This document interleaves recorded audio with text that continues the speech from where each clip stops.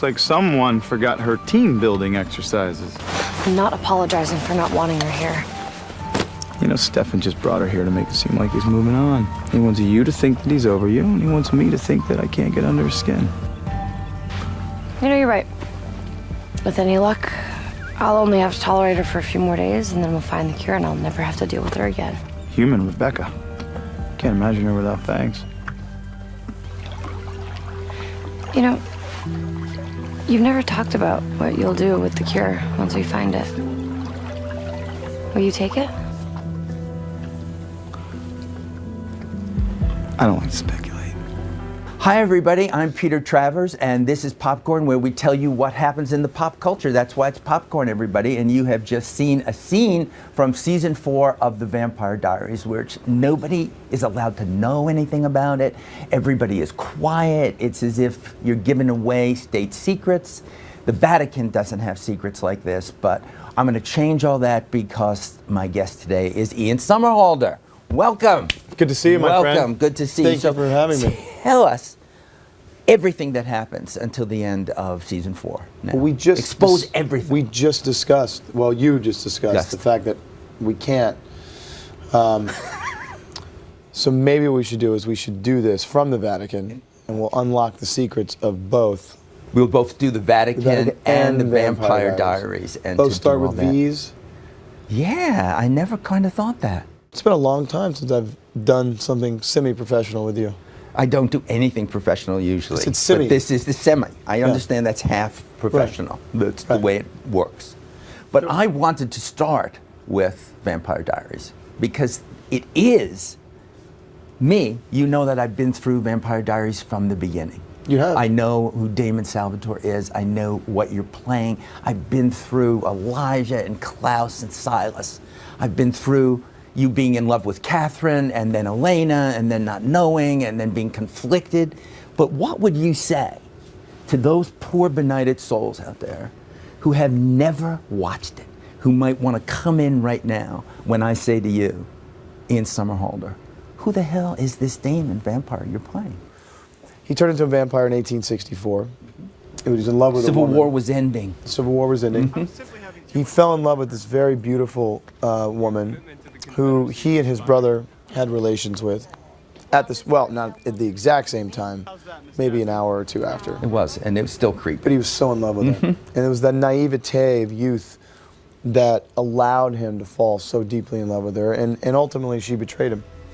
And so he spent 150 years searching for her, only to find out that they don't love you. They wanted nothing to do with you.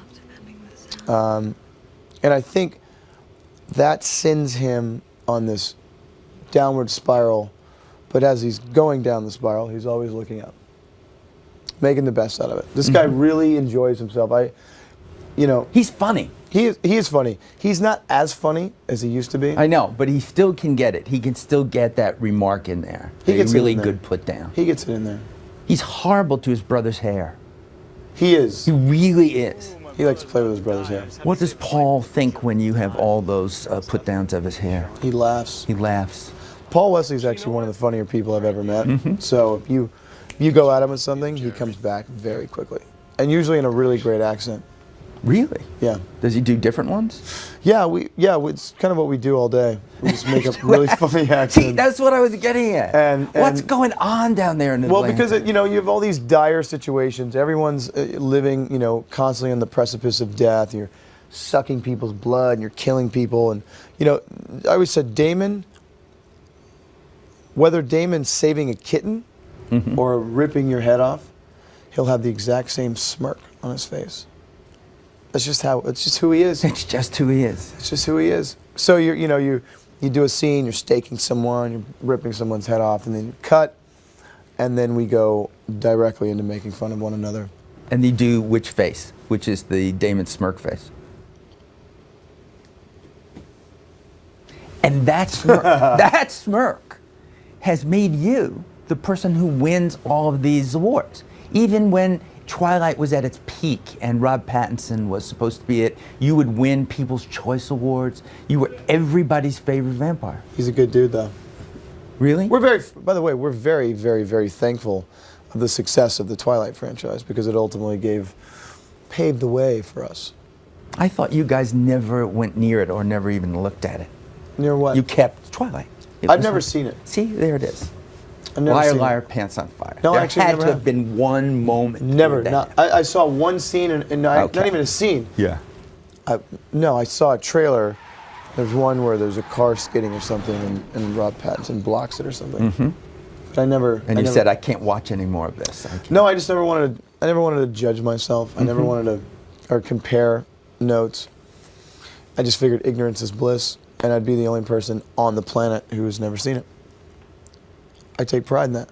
I think you should. I think this is a good thing you heard it here. It's never going to happen, even when Vampire Diaries is no more, which I can't imagine happening. Because you never die. I mean, even when you were on Lost and you were Boone, you came back. Yeah, but I died. You died, but then you're there in the finale again, you know, and you came back. That was a phenomenal experience. I'm sure it was. That was so cool. You know, after the 6-year run of that show, that final scene with everyone was heartbreaking. You know, these people are like my family, so we were all there. It was definitely last day of school kind of stuff. But Terry O'Quinn playing guitar, everyone singing, you know. Any Kumbaya was... We Kumbaya. I bet I have that video. happened. Why isn't that on the DVD? I'll email it to you. Would you? Yeah. Yes, okay. All right. I won't say anything more about it, except I want to say about Boone, again, a guy who is screwed up in many ways. I mean, he's in love with his sister.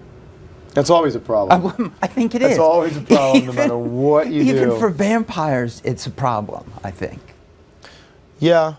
I mean, good thing Damon didn't have a sister. He might be in love with her. I mean, he loves his brother, but he's not in love with his brother. But there was an episode, a recent episode, where the brothers have this conversation about Elena. Yeah. And it's beautiful.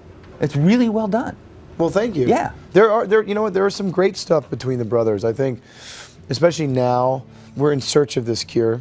And if, by the way, I say cure 900 times a day. Do you? So if you find me going in roundabout ways to describe it without Talking actually about saying cures. it, Yeah. let's look up some synonyms. Yeah. That the boys, they have these very choice little bonding moments over this whole thing with Elena, but Damon doesn't want her to take it, and Stefan does. So there's that really great kind of push and pull with the two of them. You know what I mean? Well, there's the push and pull, that's the emotional thing. But Yeah. the thing that happens to people like myself who watch this is that we believe everything is true. We will talk about the sire bond like there is such a thing. There is, actually. I mean, well, that's what I worry about you. You guys are in Atlanta. You're saying this all the time about the cure. Only one can have it. One can have it. You know, and you're believing it, aren't you? Yeah. This is the kind of life that you're living. I can make you believe it here. How often are you with the therapist? Yeah, is this it? Done. Can you believe it?